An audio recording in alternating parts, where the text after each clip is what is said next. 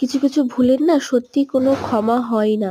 কারণ যত বড়ই বা মানুষ, যতই তুমি শখের মানুষ হও বা যতই তুমি নিজের কিছু হও, ভুল ভুলই হয়। আজকে একটি অন্য কেকের কাহিনী তোমাদের সাথে আমি শেয়ার করব। আজকে যে কেকের ভিডিও তোমাদের সাথে শেয়ার করব, আমার জানুয়ারি মাসের 2 তারিখে এই কেকটি অর্ডার ছিল এই বাচ্চাটির অন্নপ্রাশনের উপলক্ষে, এবং সেখানে গিয়ে আমি সমস্তটা ভিডিও করি, কিন্তু কোনো কেকের ছবি বা কোনো ভিডিও ক্লিপে আমি নিতে পারিনি। কারণ আমাকে দাদা দেরি করে ফোন করেছিল কেকের জন্য। যদি আগে ফোন করতো আমি বাড়ি থেকে সেট আপ করে আমি আরও কিছু দিতে পারতাম।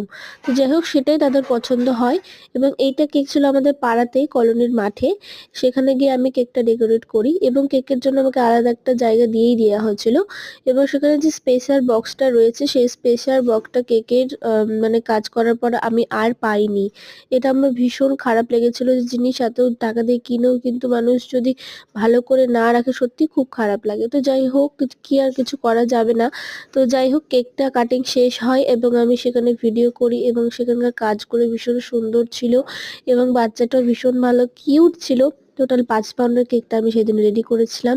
কেমন হয়েছে তোমরা অবশ্যই জানিও। ভালো লাগলে লাইক, কমেন্ট আর সাবস্ক্রাইব করে দিও। আর এটা ছিল শেষের ভিডিও যেখানে নাম দেওয়া হয়েছিল, এবং কেকের ভিডিও আমি শেয়ার করলাম। ডেস্টিনেশনে কেমন হয়েছে অবশ্যই তোমরা জানিও।